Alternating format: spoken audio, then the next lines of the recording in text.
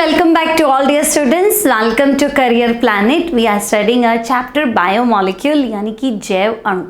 तो बच्चों जैव अणु में हमने जनरल इंट्रोडक्शन पढ़ लिया था। जैव अणु कहते किसे? तो मैंने आपसे कहा था कोई भी लिविंग बॉडी है, कोई भी जीवित शरीर है तो लाइफ टाइम उसका ग्रोथ, उसका डेवलपमेंट, उसका मेंटेनेंस यानी कि शरीर की वृद्धि, विकास और मरम्मत और जितनी भी बायोलॉजिकल एक्टिविटीज़ है, जैव रासायनिक क्रियाएं हैं जो हमारी बॉडी में होती हैं, उनके लिए हमें एनर्जी चाहिए। और एनर्जी के जो सोर्सेज है बच्चों वो है कार्बोहाइड्रेट, प्रोटीन, विटामिन, लिपिड्स। तो इन सबको हम क्या बोलेंगे? तो इन्हें हम बोलेंगे जैव अणु। ठीक है, बायोमॉलिक्यूल्स या जैव अणु।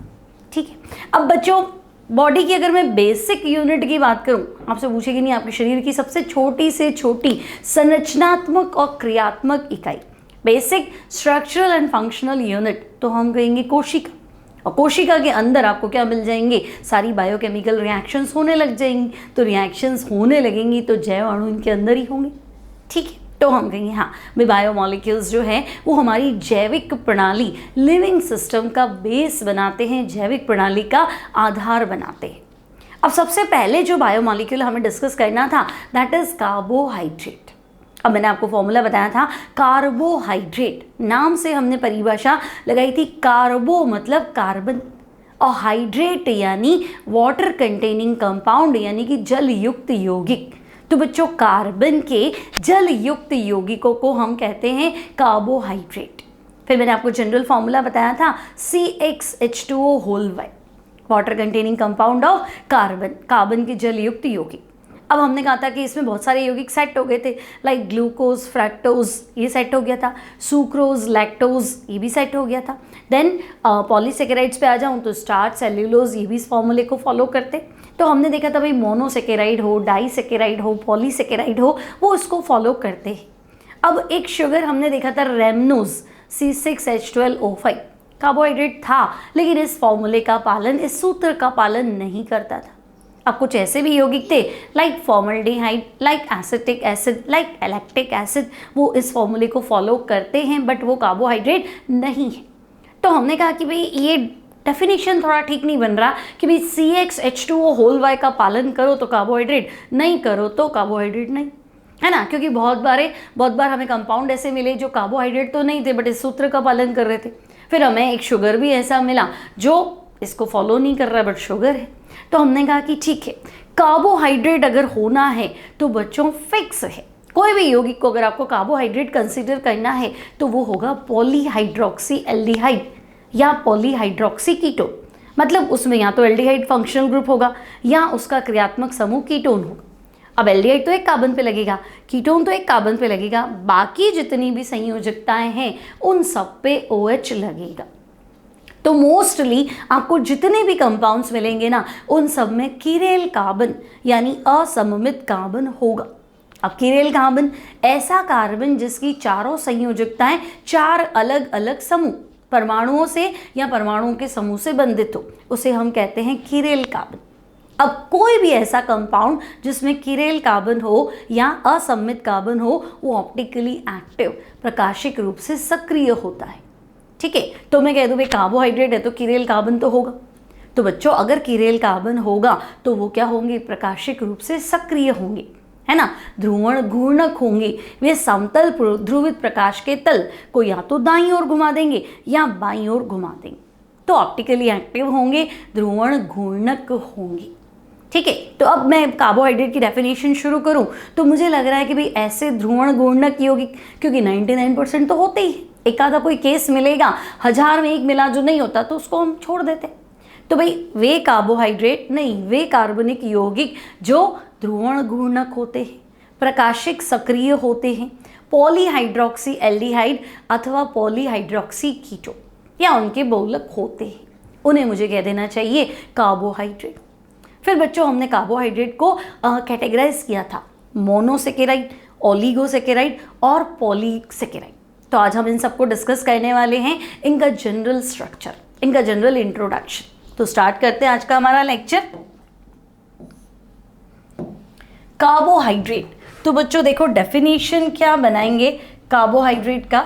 तो कार्बोहाइड्रेट यानी वे ध्रुवण घूर्णक यौगिक, तो ध्रुवण घूर्णक मतलब समझ गए, समतल ध्रुवित प्रकाश, है ना। लेजर लाइट देखी होगी जो एक ही तल में चलता है, ठीक है। तो समतल ध्रुवित प्रकाश को क्या करेंगे, रोटेट कर सकते हैं, यानी ध्रुवण घूर्णक है, ऑप्टिकली एक्टिव है। अब बच्चों या तो वो स्वयं पॉलीहाइड्रोक्सी एल्डिहाइड होगा या कीटोन होगा, ठीक है। और इनका बहुलक होगा तो जब पानी में डालेंगे तो टूट जाएगा। जैसे मैंने कहा था डाइसेकेराइड, तो तुम कहोगे डाइसेकेराइड, अच्छा पानी में जाएगा तो 2 मोनोसेकेराइड। ट्राइसेकेराइड तो जल अपघटित होगा तो 3 मोनोसेकेराइड। तो या तो ये खुद पॉलीहाइड्रोक्सी एल्डिहाइड होंगे या पॉलीहाइड्रोक्सी कीटोन होंगे, या बच्चों जल अपघटन पर ये पॉलीहाइड्रोक्सी एल्डिहाइड या कीटोन बनाएंगे, उन्हें हम कह देंगे कार्बोहाइड्रेट, ठीक है। अब बच्चों फंक्शन क्या है, कार्बोहाइड्रेट की जरूरत क्या है, तो कार्बोहाइड्रेट एक तरह से शुगर्स या नॉन शुगर्स, हमारी बॉडी में बात करें तो अगर मैं शुगर ले लूँ तो शुगर्स करती क्या है, तो हम कहेंगे सबसे पहले हमें एनर्जी देती है ना। तो बच्चों कार्बोहाइड्रेट का काम है शरीर को, क्या लिखूं यहाँ पे मैं, एक तो हीट देना, ऊष्मा प्रदान करना, और दूसरा एनर्जी प्रोवाइड करना, यानी कि ऊर्जा प्रदान करना। तो कार्बोहाइड्रेट का काम है शरीर को ऊष्मा और ऊर्जा प्रदान करना। अब बच्चों अगर बायो है या 9th-10th क्लास में आपने पढ़ा होगा कि कोशिका है ना, एक तो प्लांट सेल होती है, एक एनिमल सेल होती है। तो बच्चों एनिमल सेल में कोशिका झिल्ली होती है और प्लांट सेल में कोशिका झिल्ली के चारों ओर कोशिका भित्ति भी होती है। अब ये जो कोशिका भित्ति होती है ये सेल्यूलोज की बनी होती है। तो सेल्यूलोज कहीं सुना था शायद, पॉलीसेकेराइड के उदाहरण क्या पढ़े थे, तो हम कहेंगे पॉलीसेकेराइड में था स्टार्च था, ग्लाइकोजन था, गोंद भी था और सेल्यूलोज भी था। तो सेल्यूलोज का काम क्या है, सेल्यूलोज सेल वॉल बनाता है, कोशिका भित्ति बनाता है। ओके, तो बच्चों पौधों में क्या करना, तो हम कहेंगे सेल वॉल, सेल वॉल यानी कि कोशिका भित्ति, ठीक है। अब किसकी बनी होती है, तो हम कहेंगे सेल्यूलोज की। और सेल्यूलोज क्या है, तो पॉलीसेकेराइड, पॉलीसेकेराइड किसका हिस्सा है, तो हम कहेंगे कार्बोहाइड्रेट का, ठीक है।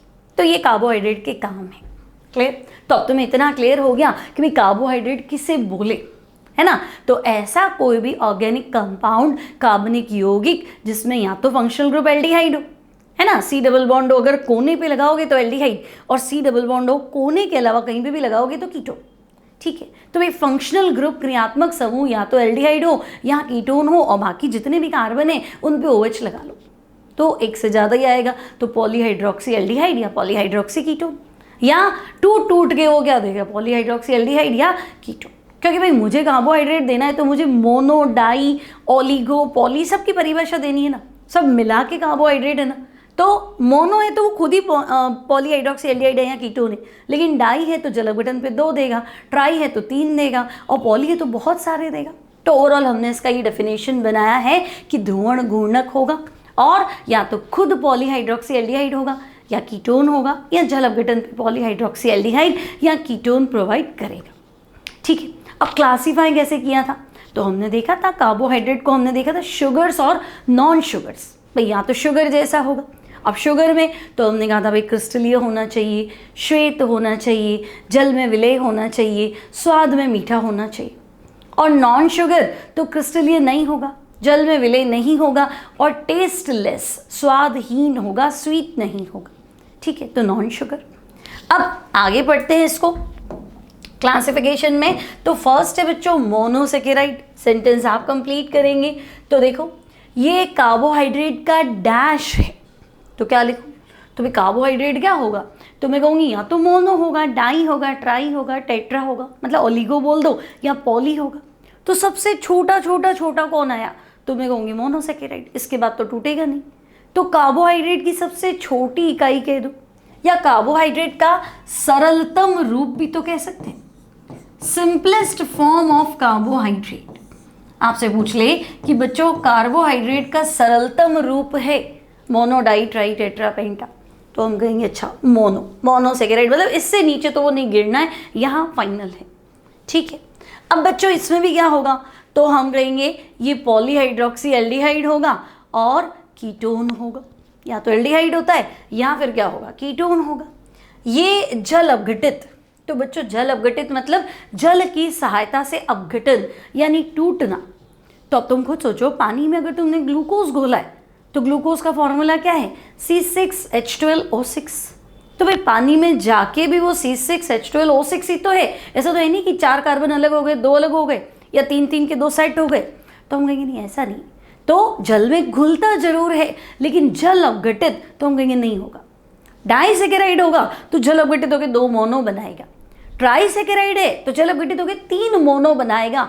लेकिन अगर मोनो ही है तो फिर काय का टूटना, फिर कुछ नहीं होना। तो आपसे ये भी क्वेश्चन पूछा जा सकता है कि वे कार्बोहाइड्रेट जो जल अपघटित, तो हम लिखेंगे नहीं होते हैं, है ना, मोनोसेकेराइड कहलाते हैं कि भाई इनका आगे आप जल अपघटन नहीं कर सकते हो, इनकी ब्रेकिंग जो है वो पॉसिबल नहीं है, जल अपघटित नहीं होंगे। ठीक है, फिर पानी में घुलते क्यों हैं भाई?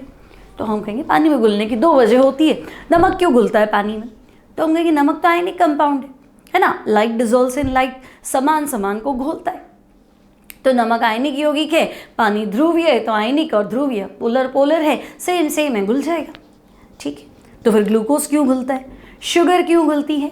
तो जल में विलय होने की 2 वजह होती है, या तो लाइक डिजोल्व्स इन लाइक, ध्रुवीय यौगिक तो घुल जाते हैं, आयनिक कंपाउंड तो घुल जाते हैं, और दूसरी वजह होती है हाइड्रोजन बंध, है ना। तो भाई अगर मैं तुमसे कहूँ कि कार्बोहाइड्रेट क्यों घुल रहा है पानी में और मोनोसेकेराइड स्पेशली क्यों घुल रहा है, तो तुम कहोगे ये जल में घुलते तो हैं, किस वजह से? हाइड्रोजन बंध के कारण। और कौन सा हाइड्रोजन बंध? तो स्पेशल लिख लेना, इंटरमॉलिक्यूलर, है ना, 2 अणुओं के मध्य, बिटवीन द मॉलिक्यूल होता है बच्चों, अंतरा अणुक हाइड्रोजन बंध के कारण क्या होगा? ये जल में विलय होते हैं।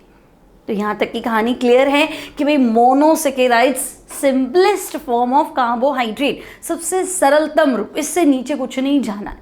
अब मोनोसेकेराइड खुद क्या है? तो भाई या तो पॉलीहाइड्रोक्सी एल्डिहाइड है या पॉलीहाइड्रोक्सी कीटोन है, इसके आगे जल अपघटन संभव नहीं है और पानी में घुल जाता है, क्योंकि पानी के साथ इंटरमॉलिक्यूलर हाइड्रोजन बंध, है ना, अंतरा अणुक हाइड्रोजन बंध इंटरमॉलिक्यूलर हाइड्रोजन बॉन्ड बनाता, that's why soluble in water. Clear? अब आता है कि चलो मोनो तो आपने दे दिया, एग्जाम्पल बता दो मोनो की। तो बच्चों मोनो की एग्जाम्पल पढ़े थे हमने, ग्लूकोज पढ़ लिया। ठीक है, तो glucose, fructose, glucose, fructose, galactose, mannose भी लिख सकते हैं, वो भी मोनोसेकेराइड है। सबके स्ट्रक्चर आएंगे बच्चों आने वाली क्लासेस में, इन सबके स्ट्रक्चर्स डिस्कस करने। ठीक है, तो ग्लूकोज, फ्रक्टोज, गैलेक्टोज, मैनोज, एक और आपके कोर्स में राइबोज शुगर, 5 कार्बन वाली शुगर, राइबोज, राइबोलोज बोल दे तो भी चल जाएगा, वो भी मोनोसेकेराइड है। ठीक है, फिर डिफरेंस क्या है तो हम आगे पढ़ेंगे। तो ये एग्जाम्पल है बच्चों मोनोसेकेराइड्स। ओके, अब आगे बढ़ते हैं कि भाई मोनो भी हो गया, ओलिगो की बात करो तो ओलिगोसेकेराइड्स किसे बोलेंगे? तो बच्चों ओलिगो, कंप्लीट करना है आपको सेंटेंस को, वे कार्बोहाइड्रेट जो जल अपघटन पर, भाई ओलिगो में मैंने आपको सिखाया था डाई, ट्राई, टेट्रा, पेंटा, हेक्सा, कितना हो सकता है? तो कम से कम 10 तो हो ही सकता है ना। 2 से शुरू करो, क्योंकि एक वाला तो मोनोसेकेराइड है, उसको तो छोड़ दो, तो 2 से शुरू करेंगे ना। तो वे कार्बोहाइड्रेट जो जल अपघटन पर कम से कम 2 और ज़्यादा से ज़्यादा तो हम कहेंगे 10। ठीक है, तो वे कार्बोहाइड्रेट जो जल अपघटन पर 2 से 10 तक, है ना, 10 तक मोनोसेकेराइड यूनिट्स बनाते हैं, ओलिगोसेकेराइड कहलाते हैं। ठीक है, अब बच्चों जल अपघटन पर प्राप्त इकाइयों के आधार पर इन्हें पुनः वर्गीकृत किया जा सकता है। मतलब हाइड्रोलिसिस करोगे तो भाई अगर आपको 2 यूनिट मिली, अगर आपको 2 मोनोसेकेराइड इकाइयाँ मिली, वे कार्बोहाइड्रेट जो जल अपघटन पे 2 मोनोसेकेराइड इकाइयाँ देंगे, तो हम कहेंगे अच्छा भाई अगर 2 मोनोसेकेराइड इकाई देंगे तो हम उससे बोलेंगे डाइसेकेराइड। ठीक है, हाइड्रोलिसिस पे आपको 2 यूनिट मोनोसेकेराइड मिली तो आप डाइसेकेराइड बोल देना। और अगर बच्चों 3 यूनिट मोनोसेकेराइड मिली, ठीक है, ऐसे कार्बोहाइड्रेट जो जल अपघटन पर 3 इकाइयां मोनोसेकेराइड देते, तो बच्चों अगर आपको 3 यूनिट मिले तो आप ट्राइसेकेराइड बोल दो। ठीक है, 4 मिले तो टेट्रासेकेराइड बोल देंगे, है ना। 5 है तो पेंटासेकेराइड, चलता रहेगा, ठीक है। यहाँ तक तो कोई दिक्कत नहीं। ये हो गया हमारा डाइसेकेराइड। अब बच्चों डाइसेकेराइड को, और अगर ये तो ये ओलिगोसेकेराइड, डाइसेकेराइड को डिस्कस करें तो डाइसेकेराइड क्या कहना चाहिए, तो हम कहेंगे डाई मतलब नाम से क्या लग रहा है, तो भाई नाम से लग रहा है 2। डाई मतलब क्या, तो हम कहेंगे 2। तो भाई वो कार्बोहाइड्रेट जो जल अपघटन पे क्या करे, तो हम कहेंगे कम से कम 2 यूनिट तो दे, है ना। तो वे कार्बोहाइड्रेट जो जल अपघटन पर 2, क्या लिखूं, 2 मोनोसेकेराइड इकाइयां बनाते हैं, ठीक है। ऐसे कार्बोहाइड्रेट जो जल अपघटन पे कम से कम 2 मोनोसेकेराइड इकाइयां, है ना, 2 देनी है तो डाई, 3 है तो ट्राई हो जाएगा, तो हम कहेंगे ठीक है 2 मोनोसेकेराइड इकाइयां बनाते हैं, डाइसेकेराइड्स कहलाते हैं। ओके, मान लिया मोनो तो होता ही है, 2 मोनो जुड़ गए तो हम डाई कह देंगे। अब क्या ये दोनों मोनो सेम होनी चाहिए या डिफरेंट होनी चाहिए, तो हम कहेंगे डिपेंड्स, सेम भी हो सकती है और डिफरेंट भी हो सकती है। भाई डाइसेकेराइड कौन सा है, क्या तुम्हारे पास माल्टोज है, क्या तुम्हारे पास लैक्टोज है, क्या सुक्रोज है, डिपेंड करता है। तो हम कहेंगे भाई डाइसेकेराइड में दोनों क्या, तो हम कहेंगे दोनों क्या होना चाहिए, दोनों मोनोसेकेराइड इकाई, ठीक है। सेंटेंस आप कंप्लीट करेंगे बच्चों तो आपको लगेगा कि हाँ कुछ कुछ बातें समझ में आ रही है, याद हो रही है साथ साथ में, है ना। तो बच्चों डाइसेकेराइड में दोनों मोनोसेकेराइड इकाइयां डैश भी हो सकती हैं अथवा डैश भी, मतलब दोनों मोनोसेकेराइड इकाइयां सेम भी हो सकती, डिपेंड करता है, और सेम ना हो उसमें भी हम क्या कह सकते हैं, नहीं भी हो सकती है। हर तरह की कंपाउंड हमारे पास नोन है, ठीक है। तो डाइसेकेराइड में दोनों मोनोसेकेराइड इकाइयां समान भी हो सकती है अथवा समान नहीं भी हो सकती है, भी डिपेंड करता है, अथवा नहीं भी हो सकती है, डिपेंड करता है, तो उसे हम कहेंगे डाइसेकेराइड। अब कैसे डिपेंड करता है, तो भाई सुक्रोज को स्टडी करेंगे हम थोड़ी देर में, आने वाली क्लास में, आज तो नहीं कर पाएंगे, तो सुक्रोज को स्टडी करेंगे जब हम डाइसेकेराइड पढ़ेंगे। तो भाई सुक्रोज तो हम कहेंगे डाइसेकेराइड है, तो डाई क्या होता है, तो हम कहेंगे 2 मोनोसेकेराइड है। तो 2 मोनो कौन से हैं, तो बच्चों सुक्रोज जो है वो ग्लूकोज और फ्रक्टोज का कॉम्बिनेशन है, ठीक है। अगर आपसे पूछा जाए कि भाई सुक्रोज की 2 मोनोसेकेराइड इकाइयां कौन सी हैं, तो आप कहेंगे सुक्रोज की 2 मोनोसेकेराइड इकाइयां हैं, एक तो ग्लूकोज और दूसरा फ्रक्टोज, ठीक है। मतलब ग्लूकोज और फ्रक्टोज को कहीं ना कहीं हमने जोड़ा है, कनेक्ट किया है, तो सुक्रोज बना है। अब ग्लूकोज अल्फा है या फ्रक्टोज बीटा है या लिंकिंग कौन सा है, ये सब हम बाद में डिस्कस करेंगे। फिलहाल आपसे सिर्फ इतना सा पूछ ले कि भाई निम्न में से सुक्रोज जल अपघटन पर निम्न में से कौन सी इकाइयां देता है, 2 अणु ग्लूकोज प्लस फ्रक्टोज या ग्लूकोज प्लस गैलेक्टोज या ग्लूकोज प्लस मैनोज, तो हमारे दिमाग में इतना क्लियर होना चाहिए कि सुक्रोज की 2 मोनोसेकेराइड इकाइयां हैं, फर्स्ट ग्लूकोज और सेकेंड फ्रक्टोज, ठीक है। तो भाई सुक्रोज की 2 मोनोसेकेराइड इकाइयां हो गई ग्लूकोज और फ्रक्टोज, ठीक है। तो माल्टोज की, तो हम कहेंगे माल्टोज भी डाइसेकेराइड है, और माल्टोज की दोनों इकाइयां, तो दोनों इकाइयां ग्लूकोज ही होती है। माल्टोज की दोनों इकाइयां क्या होती हैं बच्चों, ग्लूकोज। आने वाली क्लास में पढ़ेंगे अल्फा डी प्लस ग्लूकोज। फिलहाल दोनों अणु क्या होते हैं, तो हम कहेंगे ग्लूकोज। सिमिलरली लैक्टोज, अब लैक्टोज होता है मिल्क शुगर, दुग्ध शर्करा, दूध में पाई जाने वाली शर्करा, है ना। तो जो हम दूध पीते हैं मोस्टली, है ना, गाय का हो चाहे भैंस का हो, तो दूध मीठा होता है, उसमें और शुगर ऐड करो तो और ज़्यादा स्वीट हो जाता है, बट दूध अपने आप में स्वीट होता है। तो मिल्क के अंदर शुगर जो होती है, क्वेश्चन बनेगा फिर से, which of the following is milk sugar, निम्न में से दुग्ध शर्करा का उदाहरण है, क्या वो सुक्रोज है, क्या वो माल्टोज है, क्या वो लैक्टोज है या गैलेक्टोज है, तो आपको पता होना चाहिए मिल्क शुगर जो है दैट इज लैक्टोज, ओके। अब लैक्टोज डाइसेकेराइड है, तो हम कहेंगे हाँ डाइसेकेराइड है, तो 2 मोनोसेकेराइड इकाइयां बताओ, याद होनी चाहिए। तो भाई लैक्टोज की 2 मोनोसेकेराइड इकाइयां, तो बच्चों एक तो है ग्लूकोज और दूसरा है गैलेक्टोज।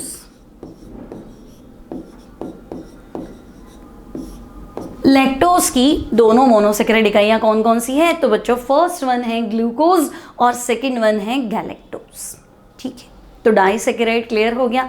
डाइसैकेराइड मतलब ऐसी शुगर्स कह दो, कार्बोहाइड्रेट्स कह दो जो जल अपघटन पर 2 इकाई मोनोसैकेराइड देते हैं, डाइसैकेराइड होंगे। अब ये दोनों मोनोसैकेराइड इकाइयाँ समान हो भी सकती हैं और डिपेंड करता है समान ना हो। फॉर एग्जाम्पल जब मैं सुक्रोज की बात करूँगी तो एक मोनोसैकेराइड इकाई तो ग्लूकोज है और दूसरी फ्रक्टोज है, तो अलग अलग है ना। लेकिन जब मैं माल्टोज पे आती हूँ तो दोनों मोनोसैकेराइड इकाइयाँ ग्लूकोज है, तो सेम हो गई। वापस जब मैं लैक्टोज पे आऊँगी तो एक ग्लूकोज और एक गैलेक्टोज है, तो अलग अलग हो गई। तो हमने लिख दिया हाँ भाई मे बी सेम और मे नॉट बी, डिपेंड करता है भाई कौन सा डाइसैकेराइड हम स्टडी कर रहे हैं। तो डाइसैकेराइड भी क्लियर, मोनो भी क्लियर। ठीक है, आगे बढ़ें तो नेक्स्ट है पॉलीसैकेराइड। तो बच्चों पॉलीसैकेराइड किसे बोलेंगे? तो हम कहेंगे भाई पॉलीसैकेराइड यानी वे कार्बोहाइड्रेट जिनके जल अपघटन पर पॉली यानी मैनी, बहुत सारी, और बनेंगी सारी मोनोसैकेराइड, क्योंकि सरलतम रूप में आएगा, है ना। जैसे हमारी बॉडी है तो हम कहते हैं भाई बॉडी में क्या है, सिस्टम है ना, पाचन तंत्र है, श्वसन तंत्र है, रेस्पिरेटरी सिस्टम है या नर्वस सिस्टम है, सर्कुलेटरी सिस्टम है। अब वो सिस्टम तो हम कहेंगे टिश्यूज से बना है, ऊतकों से बना है। ऊतक क्या है, ग्रुप ऑफ सेल्स है, कोशिकाओं का समूह। तो सबसे नीचे आओगे तो सबसे बेसिक जो ढांचा मिलेगा तो तुम कहोगे कोशिका। एक कोशिका से पूरी हमारी बॉडी तैयार हो सकती है ना, एक सेल से पूरी बॉडी हम बना सकते हैं। ठीक है, तो है क्या एक्चुअली, सिस्टम है ना, मतलब पूरा ओवरऑल सिस्टम है। तो बेसिक यूनिट क्या है, तो हम कहेंगे सेल। सिमिलरली कार्बोहाइड्रेट की बेसिक यूनिट क्या है, तो हम कहेंगे रुकता कहाँ पे आके, तो रुकता तो मोनो में है, मोनोसैकेराइड है ना। तो भाई पॉलीसैकेराइड तो बहुत सारे क्या होंगे, तो हम कहेंगे बहुत सारे मोनोसैकेराइड। मोनो के नीचे तो जाना नहीं है उसको, मोनो का जल अपघटन नहीं होता है, हमने पहले ही पढ़ लिया था। ठीक है, तो बच्चों वे कार्बोहाइड्रेट जो जल अपघटन पर, वे कार्बोहाइड्रेट जिनके जल अपघटन पर बहुत सारी, क्या लिखूं, बहुत सारी मोनोसैकेराइड यूनिट्स, बहुत सारी मोनोसैकेराइड इकाइयाँ यूनिट्स प्राप्त होती हैं। वे कार्बोहाइड्रेट जिनके जल अपघटन पर बहुत सारी मोनोसैकेराइड इकाइयाँ प्राप्त होती हैं बच्चों, उन्हें कहते हैं पॉलीसैकेराइड्स। अब एग्जाम्पल, तो पॉली में स्टार्च, सेल्यूलोज, ग्लाइकोजन, गोंद, कुछ भी हो सकता है। ठीक है, ये सारे इसके उदाहरण हैं। अब बच्चों पॉलीसैकेराइड तो हमने पढ़ा था, पॉलीसैकेराइड नॉन शुगर्स थे, शुगर नहीं था। तो शुगर होता तो स्वीट इन टेस्ट, स्वाद में मीठा, शुगर तो है नहीं, तो हम कहेंगे भाई ये स्वाद में मीठे होते हैं कि नहीं होते, तो क्या लिखोगे, नहीं होते हैं, है ना, टेस्ट लेस होते हैं उल्टा। ठीक है, और इन्हें हम क्या कहते हैं, तो इन्हें हम नॉन शुगर्स यानी कि अशर्करा, पॉलीसैकेराइड्स को हम नॉन शुगर्स यानी कि अशर्करा भी कहते हैं। ओके, तो भाई ये हो गया पॉलीसैकेराइड्स। पॉली यानी मेनी यूनिट्स ऑफ मोनोसैकेराइड्स आपको मिलने वाली है, कोई तकलीफ नहीं। ये सारे छोटे छोटे क्वेश्चंस बनेंगे, ध्यान रखना है। मान लो आपसे पूछे पॉलीसैकेराइड क्या है, तो डेफिनेशन लिखो। तो ऐसे तो हमें पता है पॉली मतलब बहुत सारी मोनोसैकेराइड, लेकिन लिखना ऐसे ही, वे कार्बोहाइड्रेट और जल अपघटन पे बहुत सारी मोनोसैकेराइड इकाइयाँ बनाते हैं, पॉलीसैकेराइड कहलाते हैं। उदाहरण आपके पास है ही सही, नॉन शुगर्स भी कहते हैं, शुगर जैसे तो नहीं होते, स्वीट नहीं होते, क्रिस्टल नहीं होते, है ना, वाटर सॉल्युबल नहीं होते, तो नॉन शुगर्स। ओके, तो यहाँ हो गया आपका जनरल इंट्रोडक्शन, भाई पॉली क्या, डाई क्या और ओलिगो क्या। अब बच्चों शुगर्स को हम 2 पार्ट्स में डिवाइड कर लेते हैं, है ना। अब शुगर्स को 2 पार्ट में डिवाइड क्यों किया है, कैसे किया है, पहले तो बच्चों पहला हमने लिखा है अपचायी शर्करा यानी कि रिड्यूसिंग शुगर, ठीक है, और दूसरा हमने लिखा है अनअपचायी शर्करा, नॉन रिड्यूसिंग शुगर। अब नाम से लग रहा है अपचायी, अपचयन करने वाला, रिड्यूसिंग, दूसरे को रिड्यूस करेगा, है ना, अपचायी। और दूसरे को जब आप रिड्यूस करने जाते हो तो खुद का क्या होता है, मान लो फॉर एग्जांपल आपके पास एक खुला एल्डिहाइड ग्रुप है, ठीक है, और सामने कोई कंपाउंड है, मान लो सिल्वर ऑक्साइड ले लिया, तो बच्चों ये एल्डिहाइड ग्रुप फटाफट ऑक्सीडाइज्ड हो जाएगा, क्या बनेगा, तो हम कहेंगे COOH, और एज ही रह जाएगा। तो ध्यान से देखो तो बच्चे एल्डिहाइड का तो हुआ है ऑक्सीकरण, लेकिन ये जो सिल्वर ऑक्साइड तुमने लिखा है ना, इसका क्या हुआ है, इसका हुआ है अपचयन यानी कि रिडक्शन। तो अगर आपकी शुगर में फ्री फंक्शनल ग्रुप है, एल्डिहाइड है ना, या अल्फा हाइड्रोक्सी कीटोन भी, ठीक है, तो फिर वो क्या करेगा, वही काम कर देगा। अब ये Ag2O है ना, एक्चुअली जब आप एल्डिहाइड कीटोन चैप्टर पढ़ेंगे या पढ़ा है तो आपने पढ़ा है टोलिन सबिकर्मक, ठीक है, तो वहीं से आपको ये मिलता है बेसिकली। तो बच्चों अपचाई शर्करा जो क्या करेगी, तो हम कहेंगे जो अपचयन करेगी, किसका, तो भाई टोलिन अभिकर्मक हो सकता है, फेलिंग विलियन हो सकता है। ये आपको पढ़ने हैं चैप्टर एल्डिहाइड कीटोन में, आपने पढ़ रखे होंगे बच्चों, और नहीं पढ़ेंगे तो जब हम एल्डिहाइड कीटोन डिस्कस करेंगे तब आएंगे भी टोलिन अभिकर्मक क्या होता है, फेलिंग विलियन क्या होता है। तो वो शुगर जो टोलिन अभिकर्मक फेलिंग विलियन को क्या कर दे, अपचयित कर दे। क्यों, क्योंकि वो तो खुद तो ऑक्सीडाइज हो रही, तो खुद में फंक्शनल ग्रुप फ्री बैठा है तो वो ऑक्सीडाइज हो गई, खुद का ऑक्सीकरण हो गया, तो ऑब्वियसली सामने वाले का क्या करोगे, अपचय। तो फिर आप कह दोगे अच्छा ऐसा कुछ करती है तो अपचयी और ना करती है तो अनपचयी। भाई अगर आपका एल्डिहाइड ग्रुप बंधा हुआ है ना, एल्डिहाइड ग्रुप फ्री है ही नहीं, किसका ऑक्सीडेशन करोगे, ग्रुप भी तो होना चाहिए खुद के ऑक्सीडेशन के लिए। तो अगर आपका एल्डिहाइड समूह जो है वो मुक्त नहीं है, फ्री नहीं है ना, वो बिजी है, बॉन्ड बना रखे हैं उसने एल्डिहाइड ग्रुप ने, तो फिर उसका तो ऑक्सीडेशन नहीं हो सकता।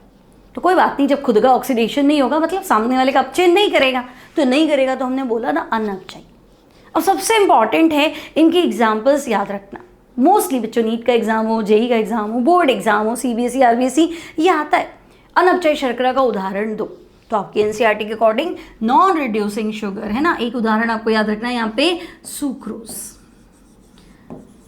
अनपचयी शर्करा कौन सी है, तो हम कहेंगे भी सुक्रोज, इसका फंक्शनल ग्रुप फ्री नहीं है। इसके अलावा तो जो नॉन शुगर्स है, स्टार्च है, सेल्यूलोज है, वो सब अनपचयी शर्कराओं में आएंगे, ठीक है। और बच्चों अपचयी शर्करा तो हम कहेंगे अपचयी में जिसका फंक्शनल ग्रुप फ्री हो। अब मुझे बताओ अगर मैं तुम्हें कहूँ ग्लूकोज, तो ग्लूकोज में तो एल्डिहाइड है ही ना, तो फ्री है ना, वो कहाँ बंधा है। बांधने की बात कब आती है, जब आपके पास डाइसेकेराइड हो, ट्राइसेकेराइड हो, टेट्रासेकेराइड हो, तब बंधेगा ना। भाई डाई मतलब दो मोनो को जोड़ो, तो दो मोनो को जोड़ोगे तो क्या क्रियात्मक समूह को क्रियात्मक समूह से जोड़ोगे, या एक का क्रियात्मक समूह ले लोगे दूसरे का फ्री कर दोगे। ये तो हम स्ट्रक्चर पढ़ेंगे तब आएगा, ठीक है। लेकिन मोनो तो अकेला ही है ना, उसको तो आप कहीं जोड़ नहीं से रहे, मोनो का फंक्शनल ग्रुप तो फ्री है, तो वो तो हमेशा ही अपचयी शर्करा होगा। तो अगर तुम्हें कहे ग्लूकोज है, या तुम्हें कह दे कि भाई गैलेक्टोज है, फ्रक्टोज है, ये सब अपचयी शर्करा के उदाहरण है। और डाइसेकेराइड्स में बताओ तो सुक्रोज आपका नॉन रिड्यूसिंग है, और इधर आपको लिखना है माल्टोज अपचयी शर्करा है। ये आएगा आगे, हम इनके स्ट्रक्चर देखेंगे तो आपको पता चलेगा कि फंक्शनल ग्रुप फ्री कैसे है। फिलहाल आपको सिर्फ उदाहरण याद रखने हैं ताकि आपका काम हो जाए।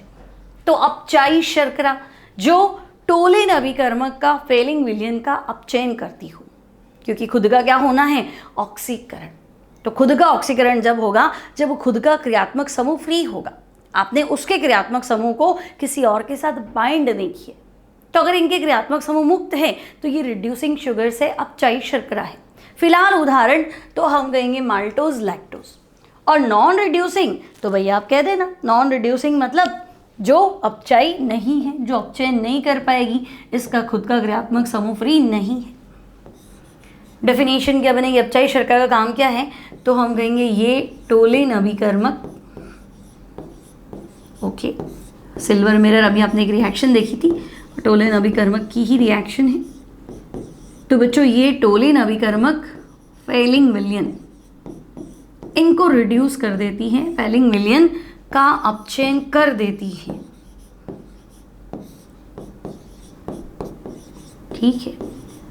तो अगर इनका अपचयन कर दे, यहाँ से ऐसे पूछ ले वह शर्करा जो टोलिन अभिकर्मक को अपचयित करे, तो आंसर अपचयी शर्करा। या पूछ ले उदाहरण दो तो तुम कहोगे माल्टोज, लैक्टोज, ठीक है, अपचयन करती है, ओके। या फिर आप देखेंगे बच्चों ये म्यूटार रोटेशन। अब म्यूटार रोटेशन जो होता है वो भी हम आगे पढ़ेंगे, परिवर्ती ध्रुवण घूर्णन, है ना, परिवर्ती ध्रुवण घूर्णन दर्शाती है। इन सब चीज़ों को हम आगे डिस्कस करने वाले हैं। परिवर्ती ध्रुवण घूर्णन यानी कि म्यूटार रोटेशन दर्शाती है, ठीक है। अब फंक्शनल ग्रुप फ्री होगा बच्चों तो ये ऑक्सिम बनाई, आगे आप पढ़ेंगे एल्डोक्सिम, कीटोक्सिम, तो ये ऑक्सिम बनाती है। और यहाँ तो भाई ये सब काम करने वाला रिड्यूसिंग है और ना करे तो नॉन रिड्यूसिंग है। तो फिलहाल आपको ये पॉइंट्स याद रखने हैं, आने वाले टाइम में हम इन सबको डिस्कस करेंगे। तो यहाँ मैं लिख दूँ डैश डैश करके, क्या लिख दोगे, अपचय नहीं करते, टोलन अभिकर्मक हो चाहे फेलिंग सॉल्यूशन हो, उसको रिड्यूस नहीं करते हैं, है ना। म्यूटा रोटेशन तो हम कहेंगे नहीं दर्शाते। और बात आई ऑक्सिम, तो हम कहेंगे नहीं भाई ऑक्सिम भी नहीं बनाते हैं। एक आएगा ओसाजोन, लेकिन वो है नहीं आपके एनसीईआरटी में, तो ओसाजोन ये बनाते हैं, वो ओसाजोन नहीं बनाते। ठीक है, जब नीट जेईई का सिलेबस पढ़ेंगे तब पढ़ लेंगे हम उसको। फिलहाल यहाँ तक तो आपको क्या करना है, सिर्फ उदाहरण याद रखने हैं। रिड्यूसिंग शुगर कौन सी है, तो हम कहेंगे maltose lactose. Non reducing sugar कौन सी है, तो हम कह देंगे भाई सुक्रोज। ठीक है, यहाँ तक तो कोई दिक्कत नहीं। अब क्यों है अपचाई, क्यों है अनपचाई, तो मैंने आपसे कहा था बच्चों कि फंक्शनल ग्रुप फ्री होगा, क्रियात्मक समूह फ्री है, तो भाई एल्डिहाइड फटाक से ऑक्सीडाइज्ड हो जाता है ना। कितना भी आपका दुर्बल अपचायक हो, है ना, उससे क्या हो जाता है, एल्डिहाइड खुद का कितना भी दुर्बल ऑक्सीकारक हो तो एल्डिहाइड खुद फटाफट ऑक्सीडाइज्ड हो जाता है। ठीक है, तो क्या कहना चाह रहे हैं हम, तो देखो पहला हम कहना चाह रहे हैं कि भाई सभी मोनोसेकेराइड, चाहे तो मोनोसेकेराइड क्या होता है, पॉलीहाइड्रोक्सी एल्डिहाइड, या फिर क्या होता है पॉलीहाइड्रोक्सी कीटो। तो बच्चों सभी मोनोसेकेराइड चाहे वे क्या हो, अगर एल्डिहाइड ग्रुप होता है ना तो हम उन्हें एल्डोज बोलते हैं। ऐसी शुगर, ऐसा मोनोसेकेराइड जिसमें क्रियात्मक समूह क्या है, एल्डिहाइड, तो हम बोलेंगे एल्डोज। और अगर उसमें क्रियात्मक समूह कीटोन है तो बच्चों उसे हम कहेंगे कीटोज। तो सभी मोनोसेकेराइड चाहे वो एल्डोज हो चाहे वो क्या हो, कीटोज हो, क्या होंगे, तो हम कहेंगे वो अपचाई शर्करा होंगी, रिड्यूसिंग शुगर होंगी। ठीक है, जबकि डाइसेकेराइड्स, तो बच्चों सुक्रोज को तो मैंने अनअपचाई में डाला था और माल्टोज लैक्टोज को मैंने अपचाई में डाला था। तो हम क्या कहेंगे कि भाई डाइसेकेराइड्स में यदि क्रियात्मक समूह अपने खाली रखा है, डाइसेकेराइड में यदि क्रियात्मक समूह मुक्त हो, फ्री हो, डाइसेकेराइड में यदि क्रियात्मक समूह मुक्त हो तो यह अपचाई शर्करा होगी। ठीक है, क्लियर है ना भाई। डाइसेकेराइड मतलब दो मोनोसेकेराइड, मोनोसेकेराइड में क्या होगा, तो हम कहेंगे एल्डिहाइड और कीटोन तो होता ही है, या तो एल्डिहाइड होगा या कीटोन होगा। तो अपने एल्डिहाइड को दूसरे मोनोसेकेराइड के एल्डिहाइड से नहीं बांधा है, कीटोन से नहीं बांधा है, मैं दोनों में से एक का भी खुला छोड़ा है, या तो दोनों का बांध लिया हो या दोनों का फ्री छोड़ दिया हो या किसी एक का खुला छोड़ दिया, किसी भी तरह से स्ट्रक्चर हो, तो आपको देखना है कि भाई अगर क्रियात्मक समूह फ्री हो तो अपचाई शर्करा होगी। और हमने अभी उदाहरण पढ़ा था लैक्टोज और maltose, they are reducing sugar. ठीक है, और यदि क्रियात्मक समूह बंधा हो, है ना, फंक्शनल ग्रुप बंधा हुआ हो मतलब मुक्त ना हो, फ्री ना हो, तो यदि क्रियात्मक समूह मुक्त ना हो तो यह नॉन रिड्यूसिंग शुगर, अनअपचाई शर्करा होगी। ठीक है, नॉन रिड्यूसिंग शुगर अनअपचाई शर्करा होगी, यानी ले दे के जो गेम है वो फंक्शनल ग्रुप का है बच्चों। ठीक है, तो अनअपचाई शर्करा होगी। उदाहरण दो अनअपचाई शर्करा, तो हम कहेंगे हाँ, एक तो हमने पढ़ा है सुक्रोज। ठीक है, तो अभी कोर्स में 3 ही डाइसेकेराइड्स है ना, लैक्टोज, माल्टोज और सुक्रोज, तो इनके बारे में स्पेशली आपको ध्यान रखना है। क्लियर, तो यहाँ हो गया reducing sugar and non reducing sugar, जो टोलेंस रिएजेंट को रिड्यूस कर ले, फेलिंग सॉल्यूशन, फेलिंग विलयन को अपचयित कर ले, ऑक्सिम बना ले, ओसाजोन बना ले, है ना। फिलहाल ये की पॉइंट से याद रखना है कि इनमें से कुछ भी होना चाहिए। ठीक है, या म्यूटा रोटेशन, परिवर्ती ध्रुवण घूर्णन दर्शाए तो अपचाई, और इनमें से कुछ भी ना हो तो अनअपचाई। ओके, अब आगे बढ़ते हैं। अब आता है बच्चों हमारे पास वापस से मोनोसेकेराइड, एक एक को डिस्कस करना है।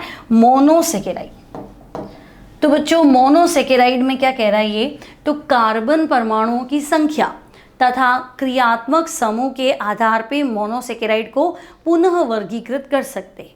तो ये मैंने आपको भी बताया था बच्चों, यदि मोनोसेकेराइड में क्रियात्मक समूह, मान लो भाई दो ही तो चीजें आपके पास, एक तो एल्डिहाइड और एक कीटोन, तो ये हम पढ़ चुके हैं। यदि मोनोसेकेराइड में क्रियात्मक समूह क्या है, एल्डिहाइड, तो आपको क्या कहना है, तो आपको इसे कहना है एल्डोज, ठीक है, और दूसरा रिक्त स्थान खुद भर लो, है ना। अगर मोनोसेकेराइड में फंक्शनल ग्रुप एल्डिहाइड है बच्चों तो आप एल्डोज बोलेंगे। अब 5 कार्बन वाला एल्डोज है तो एल्डो पेंटोज कह दो, 6 वाला है तो एल्डो हेक्सोज कह दो, 7 वाला है तो एल्डो हेप्टोज कह दो। 2 से लेके 7 तक कितने भी हो सकते हैं, ठीक है। और यदि क्रियात्मक समूह कौन सा होगा, पहला एल्डिहाइड तो दूसरा बच्चों कीटोन। तो यदि क्रियात्मक समूह कीटोन है तो हम इसे कीटोज कह देंगे,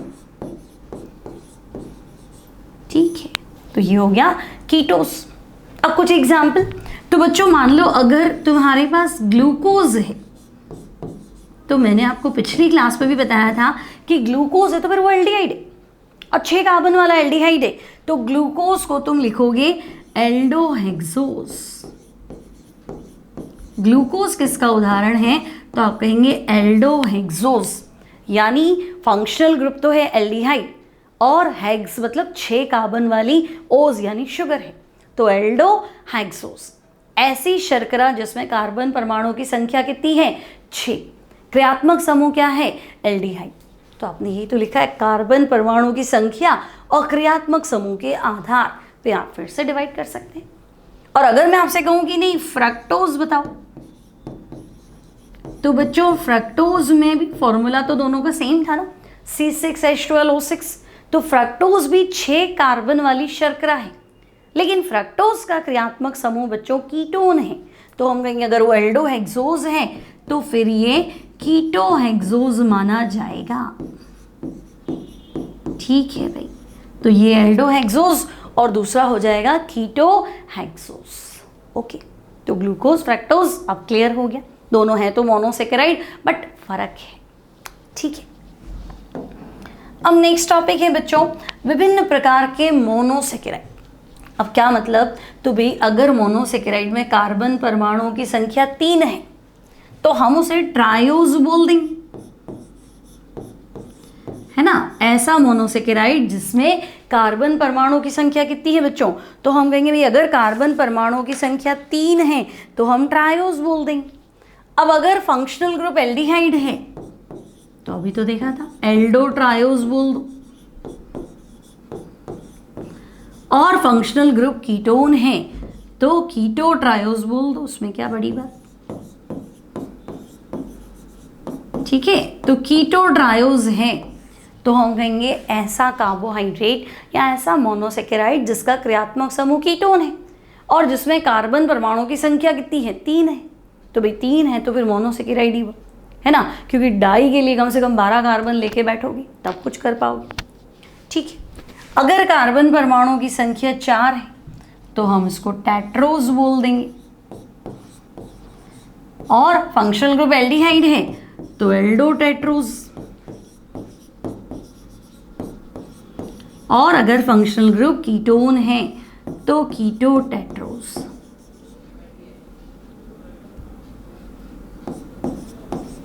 कीटोटेट्रोज, ओके।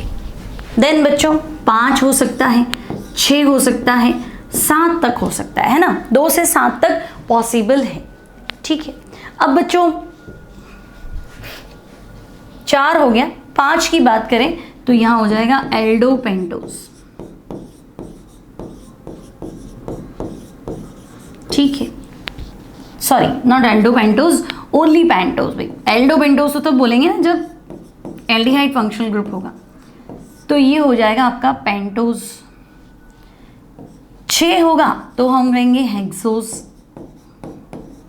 और 7 होगा तो हम कह देंगे बच्चों हेप्टोज, और उसे आप खुद फिल कर सकते हैं, है ना। अगर पेंटोज में क्या है तो हम कहेंगे भाई अगर पेंटोज में एल्डिहाइड है तो एल्डोपेंटोज बोल दो, है ना, और अगर कीटोन है तो बच्चों कीटोपेंटोज बोल दो, सिमिलरली 6 में एल्डोहेक्सोज, कीटोहेक्सोज 7 है तो एल्डोहैप्टोज और कीटोहैप्टोज। तो आई थिंक यहाँ तक तो कोई दिक्कत आनी नहीं चाहिए, इसको आप फिल कर लेंगे।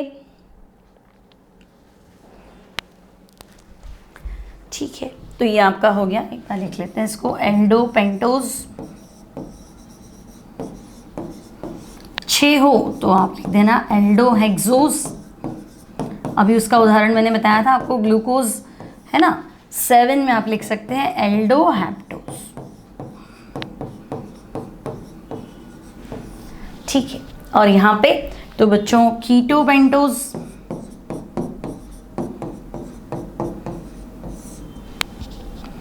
कीटोहेक्सोज, और क्या होगा तो हम कहेंगे कीटोहैप्टोज बोल दो ज़्यादा से ज़्यादा। ठीक है, तो ये तो बिल्कुल सिंपल से टर्म्स है, इसमें कोई बड़ी बात तो है नहीं। ठीक है, तो इसको छोड़ते हैं, हम आगे बढ़ते हैं। अब बच्चों साइंटिस्ट है आपके पास फिशर। ठीक है, थोड़ा ध्यान रखेंगे इसको। फिशर ने क्या किया कि भाई एक ऑर्गेनिक कंपाउंड ले लिया इसने, ग्लिसरॉल्डिहाइड, या पहला कार्बोहाइड्रेट मान लो आप 3 कार्बन वाला, मिनिमम से बताया 3 कार्बन तो होने ही चाहिए, तो 3 मान लेते चलो, कम से कम 3 कार्बन वाला कार्बोहाइड्रेट इसने बना दिया और वो है ग्लिसरॉल्डिहाइड।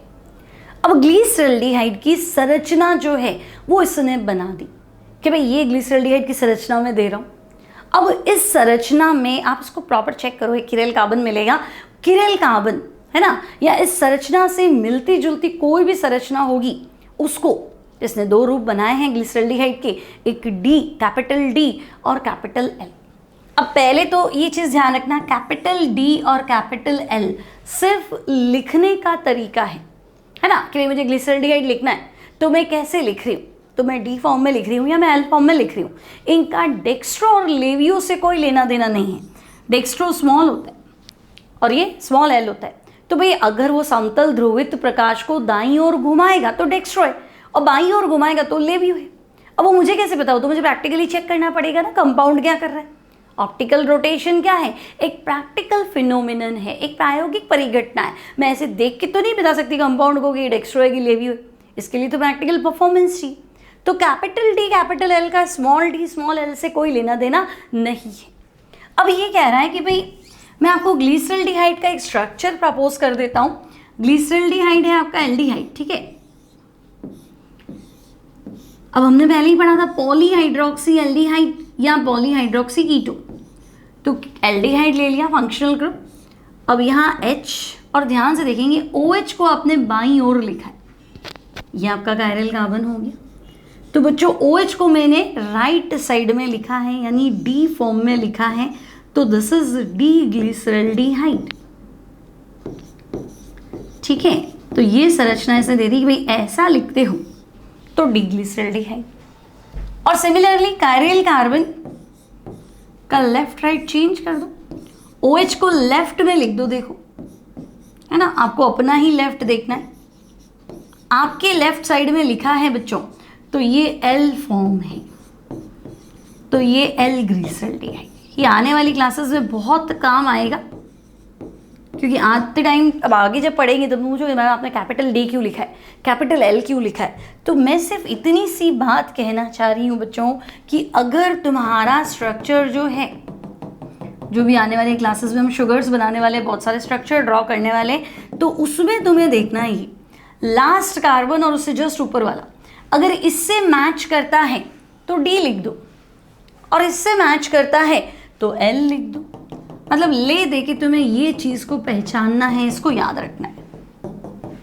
तो भाई शुगर्स जो है वो जनरली डी फॉर्म में होती है, तो डी फॉर्म है ना, तो आपको ध्यान रखना है अगर हमारी संरचना इससे मैच करती है तो डी ग्लिसरॉल्डिहाइड है ना, मतलब वो डी फॉर्म में होगी। डी ग्लिसरॉल्डिहाइड से मैच कर रही है तो वो डी रूप में होंगी, और एल रूप से मैच करेंगी तो हम उन्हें एल फॉर्म बोलेंगे। अब एक एग्जाम्पल दे देती हूँ मैं कैसे। तो देखो वे सभी संरचनाएं जो डी ग्लिसरॉल्डिहाइड से समानता दर्शाती हैं उन्हें हम डी रूप मानेंगे। ठीक है, तो देखो हमारे कोर्स में तो वैसे सीधा ग्लूकोज फ्रक्टोज है, बट ग्लूकोज फ्रक्टोज पढ़ने से पहले थोड़ा सा इसका हल्का सा आइडिया ले लेते हैं। भाई मैं तुम्हें कह रही हूँ कि एक एल्डोपेंटोज बना दो, तो जैसे ही मैंने तुम्हें कहा एल्डो पेंटोज बनाओ, तो एल्डो मतलब फंक्शनल ग्रुप एल्डिहाइड, पेंटोज ओज मतलब शुगर, पेंट मतलब 5 कार्बन, तो 5 कार्बन वाली शुगर बना दो जिसका फंक्शनल ग्रुप, जिसका क्रियात्मक समूह एल्डिहाइड हो, तो बना दो, तकलीफ क्या है। तो हम कहेंगे ओके भाई फंक्शनल ग्रुप एल्डिहाइड यानी CHO, ये लो बना दी। अब सेकेंड कार्बन ये HOH, third carbon poly hydroxy aldehyde और कीटोन होता है ना, तो हम एल्डिहाइड वाला बना रहे, तो एल्डिहाइड तो मैंने बना दिया। टोटल कार्बन की संख्या मुझे 5 रखनी है, तो ये कितनी हो गई, 1 2 3 4 और ये 5, ठीक है। तो बच्चों ये जो मैंने स्ट्रक्चर बनाया है ना, एक्चुअली ये है राइबोज। सुना होगा तुमने DNA RNA में, है ना, RNA में जो शुगर होती है दैट इज राइबोज, और DNA में तुमने पढ़ा होगा 2-डीऑक्सीराइबोज। अब ये नहीं है कि हम DNA RNA क्यों पढ़ रहे हैं, तो बच्चों चैप्टर का जो लास्ट एंड आएगा ना उसमें आएगा DNA RNA, proper structure, polynucleotide की संरचना बनानी केमिकली, मतलब फॉर्मूले से बनानी है ना, तो आपको उस टाइम आएगा भी राइबोज शुगर बनाओ, तो राइबोज शुगर पढ़ लो तब बनाओगे ना, शुगर में पढ़ोगे राइबोज शुगर, तो ये राइबोज। और अगर ध्यान से देखो है ना, तो क्या तुम्हें ये डी ग्लिसरल्डिहाइड से मिलता हुआ नहीं दिखा, देखो लास्ट कार्बन को पकड़ना है, ठीक है, लास्ट कार्बन और उससे ऊपर वाला कार्बन देखो, ये OH राइट साइड में है, तो ये डी ग्लिसरल्डिहाइड से मैच कर रहा है, और आपने पहले ही लिख दिया जो भी डी ग्लिसरल्डिहाइड से समांतर दर्शाएगा उसे डी रूप मानेंगे, तो ये राइबोज का डी फॉर्म है, ठीक है। अभी इसी को बदल देना खाली इसको, तो एल फॉर्म हो जाएगा, उसमें क्या, ठीक है। अब कीटो पेंटोज, तो कीटो मतलब फंक्शनल ग्रुप कीटोन, पेंटोज मतलब टोटल नंबर ऑफ कार्बन 5 होने चाहिए, ठीक है। अब टोटल नंबर ऑफ कार्बन ही अगर 5 लाओगे तो कीटोन तो कोने पे नहीं आता है, कोने पे होता है वो तो एल्डिहाइड होता है, C डबल बॉन्ड बीच में है, ठीक है। 1 2 3 4 और ये 5, ओके। तो ये आ गया H, ये आ गया OH, ये आ गया H और ये आ गया OH, ठीक है। अब वापस देख लो, क्या आपको इसमें नहीं नजर आया कि आखिरी कार्बन से जस्ट ऊपर वाला कार्बन है ना, ये संरचना हमारी इससे मैच कर रही है, किससे, डी ग्लिसरल्डिहाइड से, तो ये डी फॉर्म है। अब इसका जो वाकई में नाम है वो है राइबुलोज, वो राइबोज है, ये राइबुलोज है, ठीक है, तो डी राइबुलोज। अब बच्चों अगर मैं कहूँ कि डी राइबोज में देखो कितने किरेल कार्बन है, किरेल कार्बन समझते हो ना, ऐसा कार्बन जिसकी चारों संयोजकता देखो, एक तरफ H, एक तरफ OH, एक तरफ एल्डिहाइड, एक तरफ ही पूरा ग्रुप है ना, 3 कार्बन नीचे, तो हम कहेंगे हाँ ये कार्बन तो किरेल लग रहा है, फिर क्या ये लग रहा है। अब तुम्हें लगेगा ऊपर भी 2 है नीचे भी 2 है, तो भाई ऊपर में 2 में एल्डिहाइड है, इसको गिनो, और नीचे देखो CH2H, आपको ये थोड़ा देखना है इसके ऊपर HOH है, इसके ऊपर HOH है, नहीं ये पूरा देखो, ये पूरा है ना, इस कार्बन के ऊपर H और OH है और उसके ऊपर एल्डिहाइड है, इस कार्बन के नीचे H और OH है, मतलब ये पूरी चीज़ है, लेकिन उसके नीचे CH2OH है, तो ये भी कायरेल है और ये भी कायरेल है, तो यहाँ कायरेल कार्बन, किरेल कार्बन की संख्या हो गई 3, ठीक है। तो नंबर ऑफ कायरेल कार्बन एटम कितने हैं बच्चों, तो हम कहेंगे यहाँ कायरेल कार्बन है 3, ओके। यहाँ गिन लो, तो देखो यहाँ तो नहीं है, ये फंक्शनल ग्रुप है, नहीं है, यहाँ पे 1 और 1 2, तो यहाँ कायरेल कार्बन है 2, कायरेल कार्बन 3, कायरेल कार्बन 2। अब बच्चों प्रकाशिक समावयवी गिन के बताओ, कायरेल कार्बन तो आ गए, अब गिनो प्रकाशिक समावयवी।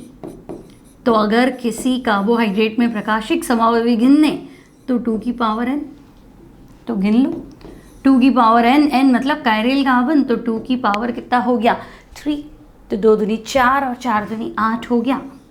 और यहाँ कायरेल कार्बन गिन लो, सॉरी प्रकाशिक समावयवी गिन लो, तो फॉर्मूला तो वही लगेगा भाई, ठीक है ना, फंक्शनल ग्रुप ऊपर और नीचे वाला, खैर इसमें तो सेम है, यहाँ पे तो अलग अलग है ना, ठीक है। तो डिटेल में तो हम नहीं पढ़ेंगे कि भाई एक कंपाउंड को 2 बराबर पार्ट्स में काट सकते हैं, तो ये फॉर्मूला नहीं लगेगा, मीज़ो भी आता है। फिलहाल आपको ये ध्यान रखना है कि भाई प्रकाशिक समावयवियों की संख्या तो हम कह देंगे 2 की पावर n, और यहाँ 2 की पावर हो जाएगा 2 यानी कि 4, तो डी राइबोलोज के कितने प्रकाशिक समावयवी हैं, तो हम कहेंगे 4, और डी राइबोज के कितने हैं, तो हम कहेंगे 8। ठीक है, तो भाई 8 है ना, तो 8 में से 4 तो डी रूप वाले होंगे, 4 एल रूप वाले होंगे, तो 4 4 8। ठीक है, तो ये हो गया हमारा जनरल। अब ये तुम्हारे एनसीईआरटी में तो है नहीं बच्चों, ठीक है, आपको सिर्फ इतना ध्यान रखना है कि भाई डी ग्लिसरॉल्डिहाइड से मैच करेगा तो डी फॉर्म बोलेंगे, क्योंकि आने वाली क्लासेस में हम पढ़ेंगे ग्लूकोज की संरचना। तो जब मैं स्ट्रक्चर बनाऊंगी तो मैं सीधा लिख दूंगी डी ग्लूकोज, तो डी क्यू, तो आपको ध्यान रखना है भाई ग्लिसरॉल्डिहाइड डी फॉर्म से मैच कर रहा है तो डी, और एल फॉर्म से मैच कर रहा है तो एल। तो आई थिंक यहाँ तक का टॉपिक आपका बिल्कुल अच्छे से क्लियर हो गया होगा। बहुत कुछ डिस्कस किया है बच्चों आज की हमने क्लास में, है ना। सबसे पहले कार्बोहाइड्रेट का डेफिनेशन क्लियर हुआ, फिर मोनोसेकेराइड्स क्या होते हैं, ओलिगोसेकेराइड्स क्या होते हैं, डाइसेकेराइड्स क्या होते हैं। ठीक है, अब मोनोसेकेराइड के कैरेक्टर्स क्या हैं, है ना, शुगर्स कौन कौन सी, अपचाई अनपचाई। फिर मोनोसेकेराइड के फंक्शनल ग्रुप के हिसाब से एल्डोज किसे बोला, कीटोज किसे बोला। ठीक है, उसके बाद में बच्चों कार्बन एटम की संख्या के आधार पे फिर हमने देखा ग्लिसरॉल्डिहाइड के 2 रूप है, डी और एल, और जो डी रूप से समानता दर्शाएगा उसे डी फॉर्म बोल देंगे, और एल फॉर्म से समानता दर्शाएगा उसे हम एल रूप बोल देंगे। ठीक है, तो यहाँ होती है आज की हमारी क्लास, और मिलते हैं अगली क्लास में जहाँ हम डिस्कस करेंगे मोनोसेकेराइड यानी कि ग्लूकोज का स्ट्रक्चर। ठीक है, till then keep studying, prepare very good notes and take care and goodbye.